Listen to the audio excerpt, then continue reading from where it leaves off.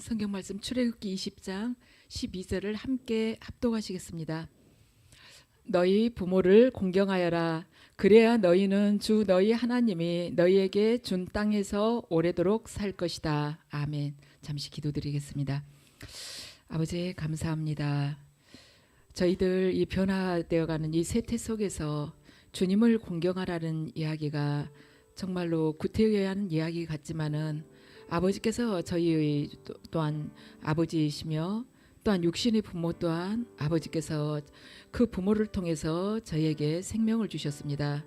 사랑하는 주님, 바쁘다고 일상 중에서 간단하게 전화 한 통화로 살기 어렵다고 해서 자주 찾아뵙지 못했지만 아버지, 이 시간 이 예배를 통해서 저희가 부모님과의 불편한 마음들이 있거나 섭섭한 것이 있었다면 회개하게 하시고 아버지께서 맺어주신 그 육신의 부모님을 향해서 이제는 변화되어서 온전하게 효도하고 주님께서 준비하신 그 축복을 받는 자들, 또한 다음 세대에 선을 흘려보내는 자들 되게 하시옵소서. 감사드리며 예수님 이름으로 기도드립니다. 아멘. 이 시간에는 부모를 공경하라는 제목으로 말씀을 전하겠습니다.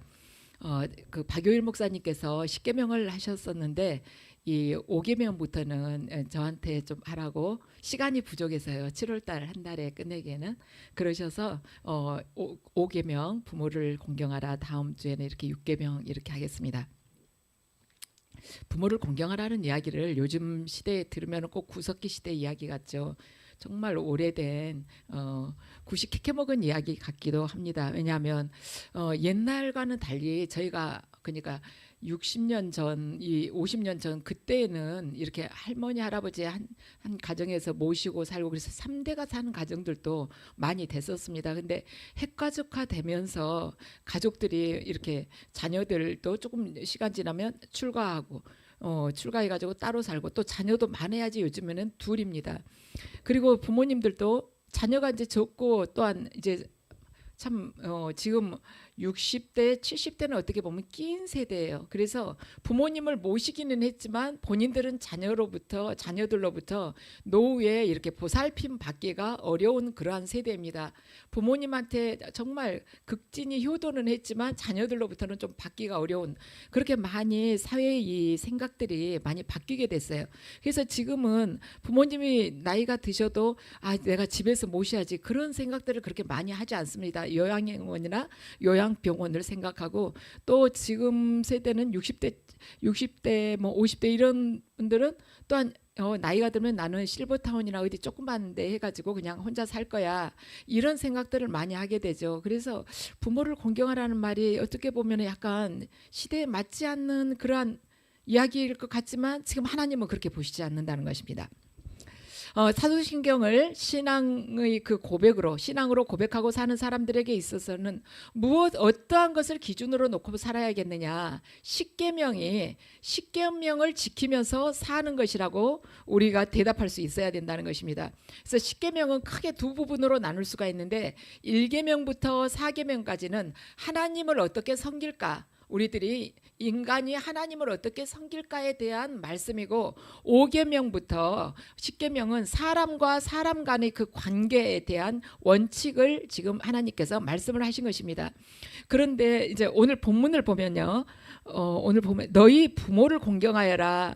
그래야 너희는 주 너희 하나님이 너희에게 준 땅에서 오래도록 살 것이다 하고 아멘 말씀을 하셨습니다. 근데 지금 사람과 사람 간의 관계에 있어서 제일 첫 번째가 올라오는 게 뭐냐면은 부모를 공경하라는 거예요.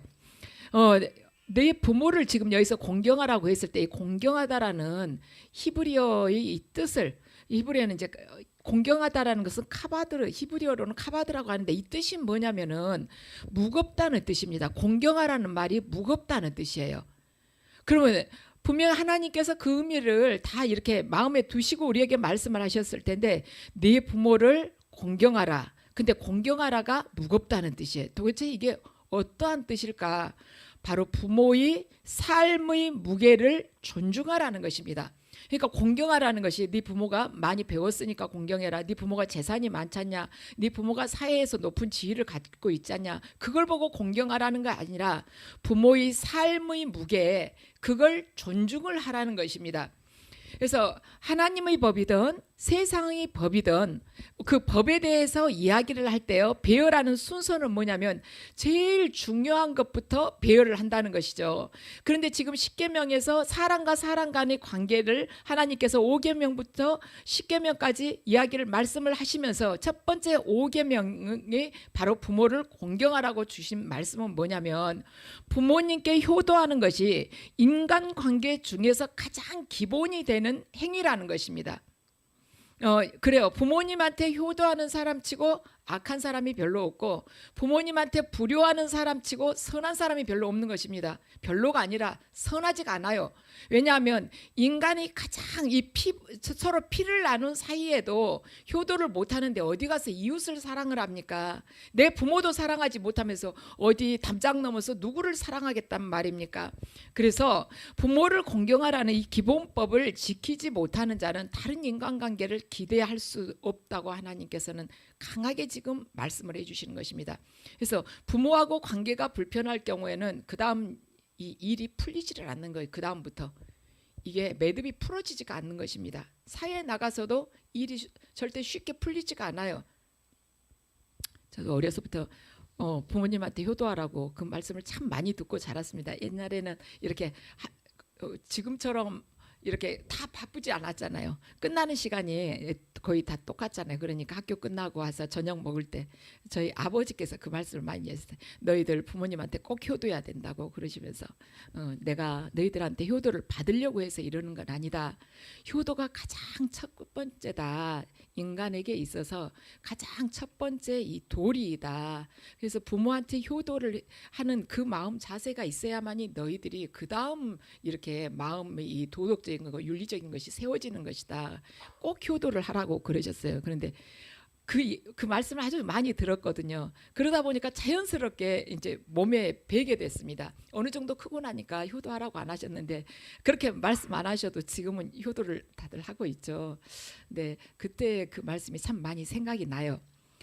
효도를 하게 되면 권위 질서가 세워집니다. 부모님이 뭘 해달라고 하시기 전에 효도를 한다는 그 당연히 부모님한테는 효도를 해야지 이런 마음을 가지고 있으면요, 부모님이 말씀하시기 전에 우리 부모님한테 지금 무엇이 필요하겠구나, 지금 어떤 점이 불편하지만 자녀들한테 이야기를 안 하고 참고 계시구나, 그게 느껴지고 보여져요. 그리고 이야기를 하시다가 좀 힘들 때 말씀 안 하시고 전화 중에도 딱 잠깐 멈추고 계시면 어머니가 무슨 이야기를 하고 싶으신데 이런 이야기는 좀 내 자녀가 듣기에 마음에 부담이 되려나 하고는 지금 멈추고 계시구나, 그런 게 다 느껴지는 것이죠. 그래서 우리가 효도를 하게 되면은 부모님한테 효도를 함으로 인해서 효도의 본을 보이게 되잖아요. 그러면 본을 보게 된 우리 자녀가 내 부모의 자녀가요, 부모의 삶을 통해서 교훈을 배우게 돼요. 그래서 그 자녀들이 어른을 알아보게 되는 것입니다. 그래서 어른을 알아보지 못하면 질서가 없어지게 돼요. 지금 초등학교에서도 초등학교 2학년, 3학년, 1학년 애들이 담임 선생님을 아주 함부로 하는 애들이 있잖아요. 초등학생이어도 담임 선생님한테 함부로 하지 않습니까? 그 아이들은 집에서 이걸 배우지를 못한 것입니다. 부모로부터 못 배운 거예요. 그러니까 어른을 알지 못하는 거, 단순한 그 아이 잘못이 아니라 그 가정의 잘못이에요. 선생님이 어떤지, 어른한테는 어떻게 해야 되는지 그걸 집에서 가르치지 않았기 때문에 그렇게 와서 위아래도 모르고 그러는 것이죠. 그래서 부모를요 무시하면서 짓밟는 것은 자기를 짓밟는 것입니다. 왜냐하면 자기가 살아있는 것 자체가요, 하나님께서 이 부모님을 통해서 우리에게 생명을 주셨지 않습니까?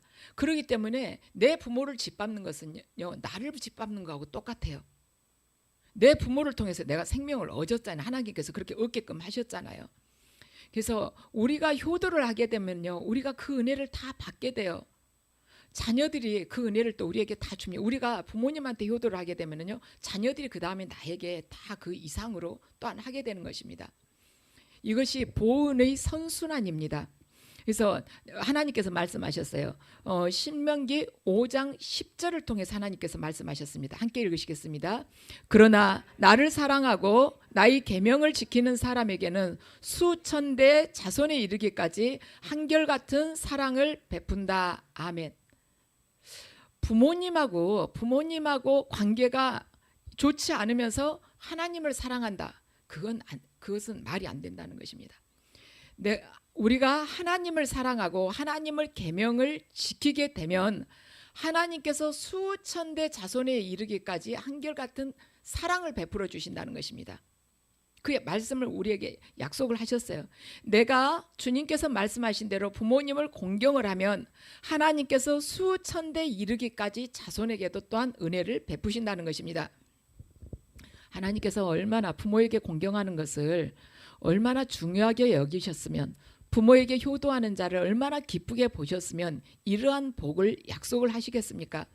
그러면 부모한테 어떻게 효도를 해야 될 것인가? 내가 지금 가진 것은 별로 없는데 어떻게 해야 될 것인가?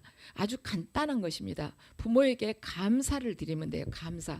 감사하는 것입니다. 감사를 내가 하다 보면요, 그 감사에 대한 표현이 나를 통해서 흘러나가게 돼 있어요. 내가 감사의 표현을 부모님한테 자꾸 전화를 하면서 감사하다고 하거나, 어머니 어디 아프시지 않았어요? 오늘 식사는 어떻게 하셨냐고, 감기는 들지 않았냐고, 오늘 너무 날씨 더웠는데 어떠세요? 이렇게 운동은 오늘 하셨나요? 하고 이렇게 자꾸 여쭤보고 그러면요, 그건 부모님이 그게 기쁜 거예요. 그런다 해서 부모님이 특별하게 뭐가 상황이 달라진 건 아니잖아요. 근데 그 관심을 가져주는 거, 그것 자체가 기쁜 것입니다. 그것이 바로 효도예요. 그래서 우리가 오늘 이 시간을 통해서 결단을 하자는 것입니다. 저와 여러분이 이 시간을 통해서 반드시 결단을 해야 될 필요가 있는 것입니다. 여러분들 소망교회 원로 목사님이신 곽선희 목사님을 들어보신 적이 있을 것입니다. 곽선희 목사님 아버지께서요, 1950년에 이 곽선희 목사님 아버님하고 다른 두 사람이 곽선희 목사님을 보고 계시는데 그 눈앞에서 총살을 당했어요. 총살을. 그런데 곽선희 목사님이 그때 이제 한 10대 정도 됐겠죠. 10대 후반기. 그런데 후반쯤 됐는데 딱 보니까 다른 두 사람은 살아계신 것 같은데, 두 분은요, 이 목사님 아버지는 돌아가신 것 같아, 쓰러지셨는데 이미 돌아가신 것 같았습니다. 그래가지고는 목사님이 막 뛰어가가지고 아버지를 딱 깨웠는데 돌아가신 것 같아. 그래서 막 울면서 무슨 생각을 하고 있었냐면, 아버지 장례를 어떻게 치러야 될 것인가 하고 울면서도 그 생각을 하고 있었어요. 그런데 갑자기 어디서 소리가 들리는 것입니다. 이놈아, 살아야지 효자야. 빨리 여기서 도망가라. 여기가 있으면 죽는다. 아버지가 돌아가시면서도 곽선희 목사님한테 그 이야기를 하신 것입니다. 자기는 죽으면서까지도 자녀의 안전을 생각하는 것이 부모의 심정이라는 거. 지금 숨이 끊어져 가요. 그런데도 너는 빨리 도망가라는 거예요. 도망가야지. 여기가 있으면 너 죽는다. 그 이야기하고 돌아가신 것이죠. 또 하나, 중국에서 보도된 뉴스예요. 나이 드신 어머니가 반신불수였었습니다. 근데 아들이 이 어머니를 데려다가 버려진 무덤 있잖아요. 거기다가 넣고는 생매장을 시킨 거예요. 가지고 이걸 본 며느리가 참다 못해가지고 경찰에다 신고를 했습니다. 근데 이제 생매장 시킨 지 3일째 됐을 때 신고를 했는지, 그때 3일 됐는데 경찰이 와서 그걸 다 판 거예요.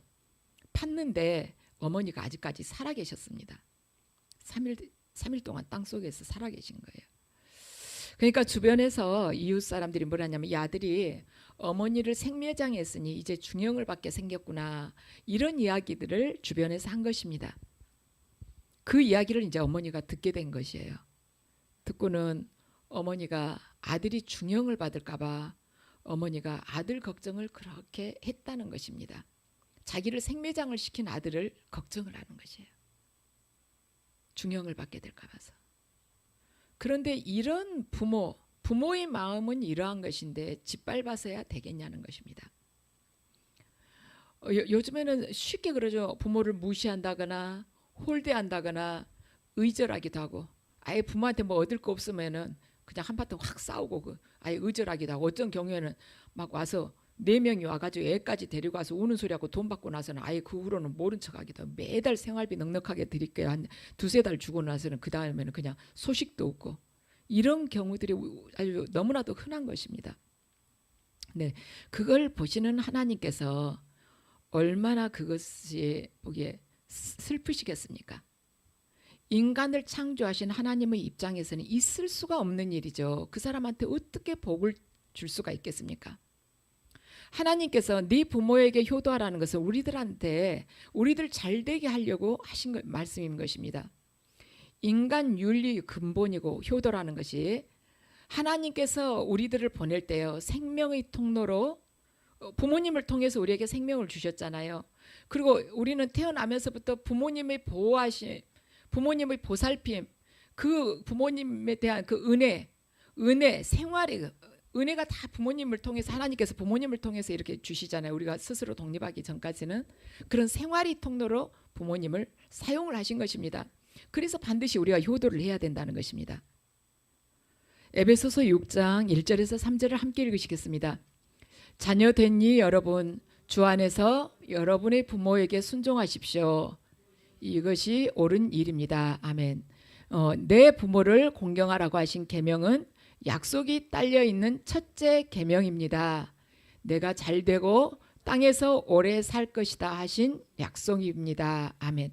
부모님에게 부모님을 공경하고 부모님 말씀에 순종하라는 것입니다. 어디서 어느 선까지 그럼 해야 돼요? 부모님이 그러면 얼토당토 안 하는 거 저한테 하라고 그러시는데 그 한계가 뭐예요? 이 제가 보기에 정말 선한 일이 아닌데도 악한 것인데도 해야 되나요? 이렇게 우리 생각할 수 있지만 성경 지금 6장 1절 말씀에 그렇게 기록이 되어 있어요. 주 안에서 하라는 것입니다. 그러니까 하나님 보시기에 하나님께서 허락하신 그 안에서 부모님을 공경하라는 거예요. 부모님 말씀에 순종하라는 것입니다. 하나님 뜻에서 보세요. 자녀된 여러분 주 안에서 여러분이 부모에게 순종하십시오. 이것이 옳은 일입니다.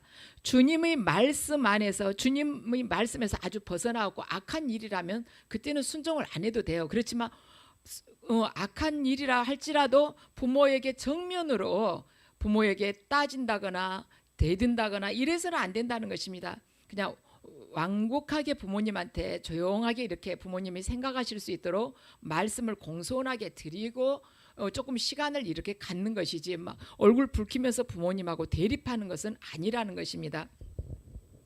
그래서 우리가 내가 가진 것이 별로 없는 것 같아도 어떤 방법으로 하지 싶지만은 부모님한테 말씀 이렇게 전화를 하든지 아니면 이야기를 할 때도 한마디라도 따뜻하게 하고 또 명절이든 생신 때든 바빠도 꼭 찾아뵙고 그리고 평상시에 전화도 드리고 지금은 전화 드리기 쉽잖아요. 이렇게 휴대폰이 있으니까 이렇게 자꾸 섬기다 보면은 그 모습을 또한 자녀들도 보는 것입니다. 하나님도 보고 계세요 이미.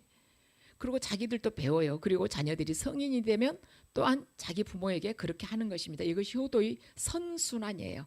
선순환. 그래서 이 사회가 바르게 되려면 가정에서부터 바르게 된다는 것입니다. 부모님들은 어떤 뭐 자세한 막 기분 좋거나 아무튼 우스운 이야기를 한다거나 그래서 좋은 것이 아니고 보면은 그런 것 같아요. 그 자녀가 나의 안부를 물어봤다는 거 나한테 관심이 있어서 전화를 했구나 이것 자체가 기쁜 것 같아요. 보면 저도 보면 저 어머니가 귀가 잘 안 들리시거든요. 소리를 질러야 돼요. 그러니까 제가 다른 분하고 같이 있거나 뭐 할 때는 주변에 사람이 있어요. 전화가 와도 제가 못 받아요. 왜냐하면 소리 질러야 되니까. 그리고 집에서 조용할 때 제가 소리 지르고 해도 잘 못 알아들으십니다. 그래서 이 이야기를 했는데 대답을 엉뚱한 거 하시거든요.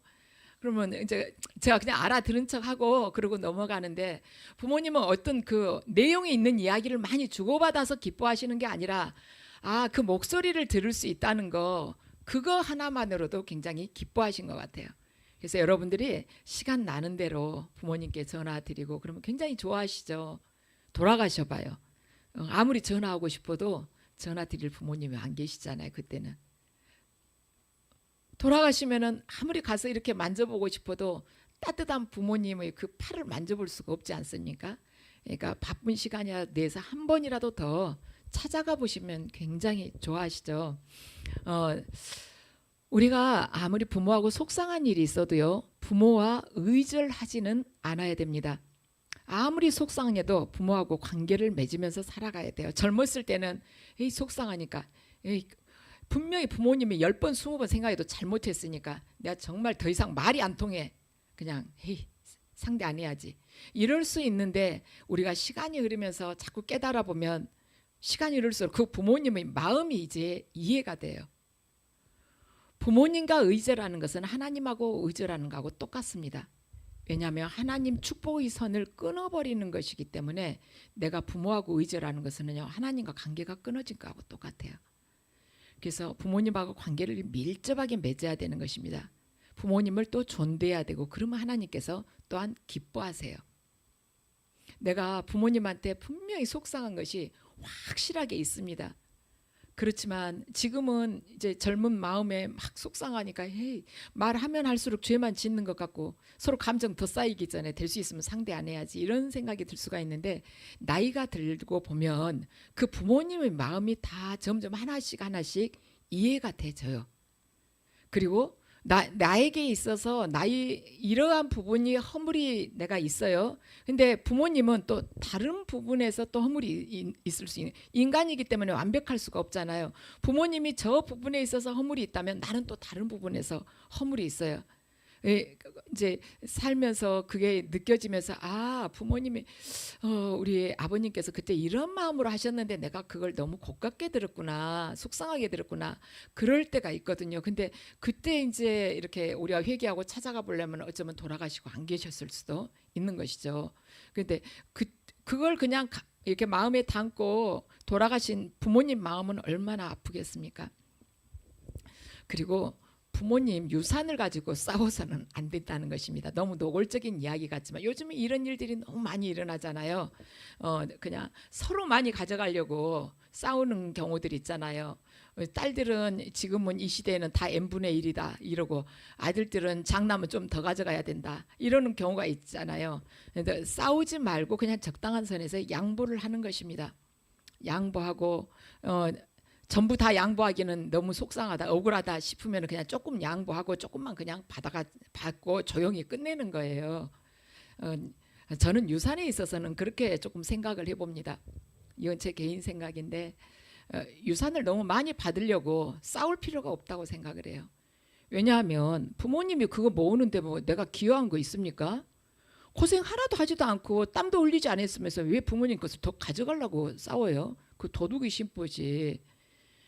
다른 형제가 막 가져가려고 그러면은 싸우지 않고 그냥 어느 정도 선에서, 적당한 선에서 서로 그냥 타협을 보는 거예요. 저는 내가 좀 더 가져가야지, 그게 도둑의 심보라고 생각을 합니다. 왜 이마에 땀을 흘리지 않고 부모님이 뭐 하는 걸 가지고 조금이라도 더 욕심을 내냐는 것이죠. 그래서 부모님 것을 가지고 싸우면서 형제간들이, 부모님이 돌아가시고 나서 재산 싸움하면서 완전히 집안이 콩가루 집안 돼버리는 경우 있지 않습니까? 서로 각자가 안 보고 사는 것이에요. 그런데 돈도 있으면 참 편리하고 좋죠. 근데 그것보다는 사랑이 깨져버린다는 것이 얼마나 마음이 아픕니까? 그래서 보면 부모님들이 일단은, 우리도 이제 부모 입장이니까 재산 이것에 대해서는 돌아가시기 전에 확실하게 부모님이 살아계시면서 이걸 해놔야지 자식 간의 분쟁이 없게 되고, 혹시 그렇게 안 해놓고 돌아가셨다 할지라도 자녀들 사이에서 그것 가지고 싸워서는 안 된다는 것입니다. 부모님의 마음이 너무 많이 아프시죠. 그리고 부모님께서 만약에 예수를 믿지 않으신다면 그 부모님이 반드시 주님을 영접해서 천국 백성이 될 수 있도록 영적으로 효도해야 된다는 것입니다. 나중에 천국에서 부모님하고 여러분하고 만나서 영원히 그 지복을 누릴 수 있도록 그 영적인 효도가 가장 큰 거예요. 그래서 반드시 부모님이 주님을 영접하시고 돌아가실 수 있도록 하는 것입니다. 그러면 반대로 하나님께서 불효를 얼마나 싫어하실까? 불효를. 자, 부모를 바르게 공경하지 않고 불효하는 자에게는 하나님께서 반드시 이 땅에서도 징벌을 하십니다. 레위기 20장 9절 말씀입니다. 함께 읽으시죠. 아버지나 어머니를 저주하는 사람은 반드시 사형에 처해야 한다. 그가 아버지와 어머니를 저주하였으니 그는 자기 죄값으로 죽는 것이다. 아멘. 하나님께서 그러셨어요. 반드시 사형에 처하라는 것입니다. 근데 그 사형이 근거가 뭐냐면은 그 사람이 아버지와 어머니를 저주한 죄라는 것이에요. 그 죄에 대한 대가로 사형에 처해야 된다는 것입니다. 근데 하나님께서 땅에서도 이렇게 말하자면 무서운 처벌을 받도록 하셨는데 하나님께서 하늘나라에서는 얼마나 그 영혼을 엄하게 다스리겠습니까? 이 땅에서도 저렇게 사형에 처하라고 그러셨는데 그 하늘나라에서 하나님께서 이 땅에서도 이 육적인 이 목숨을 끊으라고 하셨는데 하늘나라에서는 하나님께서 얼마나 무섭게 그에게 엄중하게 다스리겠냐는 것이에요. 잠언 30장 17절 말씀 함께 읽으시겠습니다.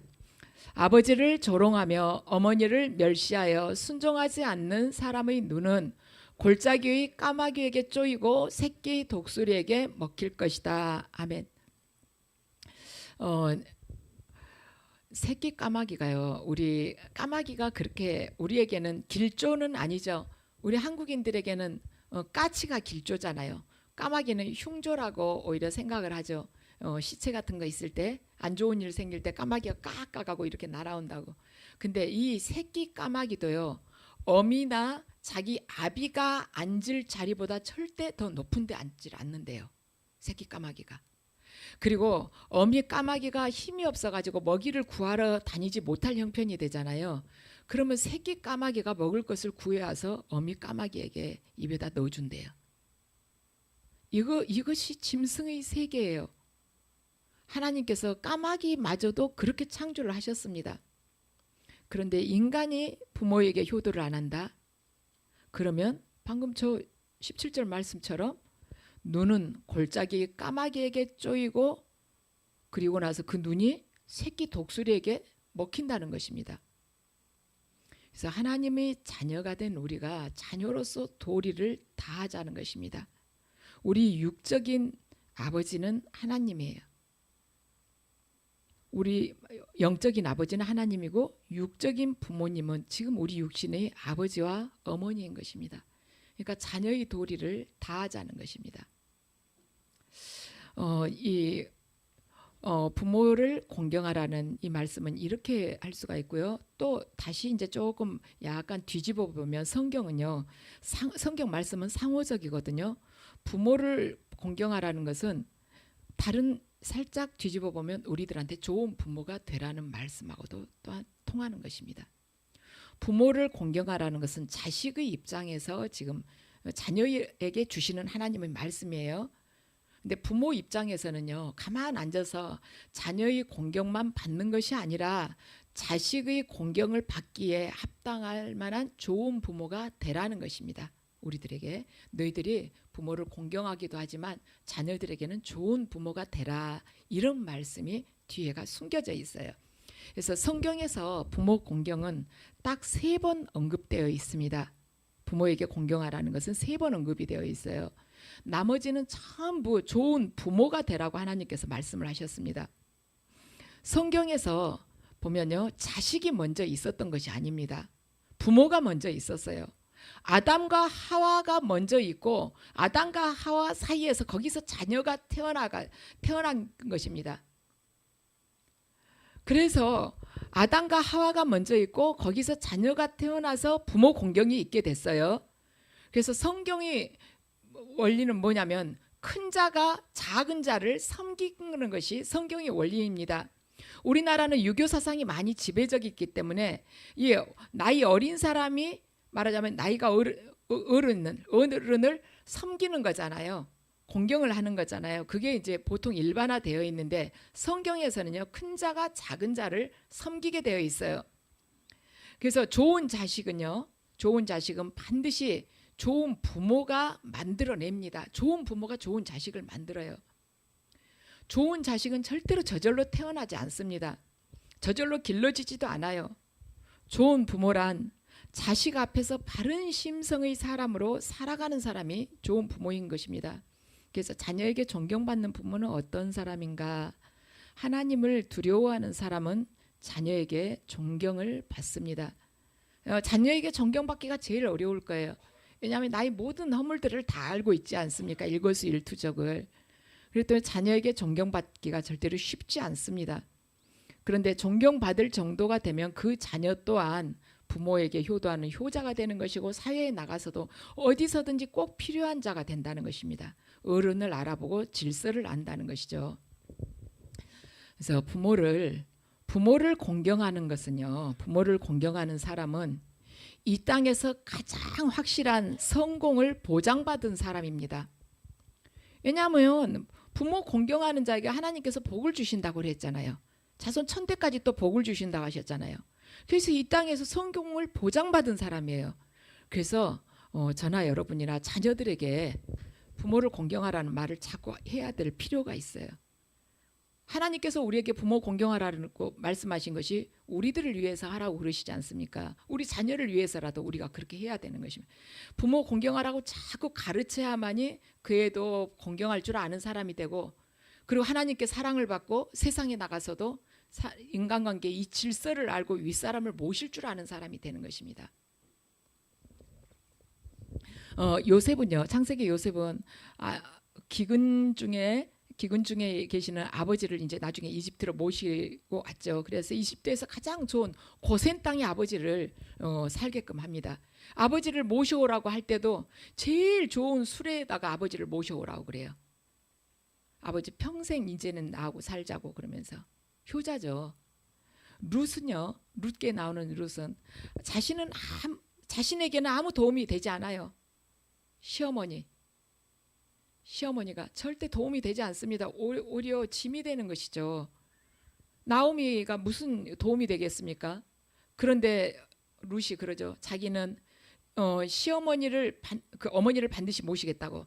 자기가 죽는 일 외에는 절대로 어머니하고 헤어지지 않겠다고. 어머니의 하나님이 저희 하나님입니다. 그러면서 어떻게 보면 미래가 캄캄하고 자기한테 짐밖에 안 되는데 이 어머니를 따라서 이 예루살렘에까지 옵니다. 유대 땅까지 들어와요. 이방 여인이. 그러자 하나님께서 룻에게 이 땅에서 축복을 주려고 다 계획을 하고 기다리고 계시죠. 베들레헴에서 가장 유력한 보아스를 딱 대기시켰다가 보아스의 아내가 되도록, 룻이 아내가 되도록 해주십니다.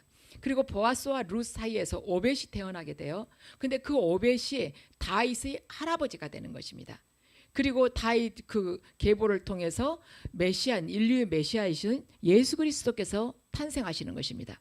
그래서 이 룻이 시어머니 그 나오미를 모시려고 작정을 하고 그 나오미가 믿고 있는 그 하나님을 자기가 하나님으로 또한 모시면서 남은 생을 완전히 시어머니를 위해서 헌신하고 살아야겠다 함으로 인해서 세속 중에도 이 세속의 이 생활 속에서 세상 속에서도 그가 복을 받는 자가 되고 메시아가 탄생한 그 구속사에서도 아주 중요한 역할을 하게끔 하나님께서 그 자리를 만들어 주십니다. 예수님께서도 그러셨어요. 아버지가 양아버지가 목수였잖아요. 30살까지 목수로서의 그 톱밥을 다 마시면서 가게를 책임을 지셨습니다. 그리고는 공생활 3년 하시고 돌아가실 때도 그 제자 사도 요한에게 어머니를 맡겨요. 어머니 좀 잘 좀 보살펴 달라고.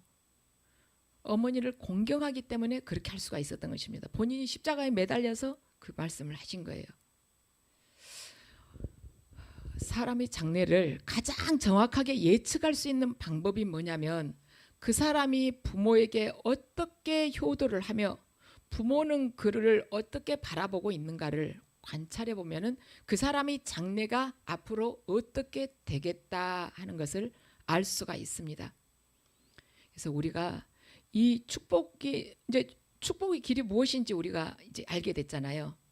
이 축복의 대열에서 절대 낙오되지 말자는 것입니다. 저나 여러분이 이제 축복이 뭔지 알았어요. 부모에게 공경하면 반드시 하나님께서 복을 주신다는 것입니다.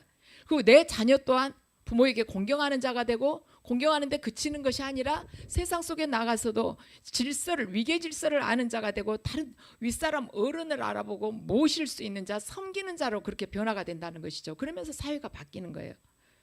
그래서 사람이 장래를 가장 확실하게 예측할 수 있는 방법은 그가 부모에게 어떻게 효도를 하고 있는가를 보면은 그 사람 미래가 어떻게 되겠다 알 수가 있는 것입니다. 그래서 저나 여러분이나 이 시간에 결단을 하십시다. 불효와 징벌의 악순환을 살아가는 그러한 인생을 만들 것인가, 아니면 효도와 축복의 선순환을 살아가는 그런 인생을 만들 것인가. 선택은 저나 여러분 각자에게 있는 것입니다. 그래서 저와 여러분이 효도의 본을 통해서 효도를 우리가 삶 속에서 계속해서 반복하고 체험하면서 경험하면서 하나님께서 약속하신 대로 천대까지 은혜를 체험하시는 그러한 주인공이 되시기를 주님의 이름으로 축원합니다.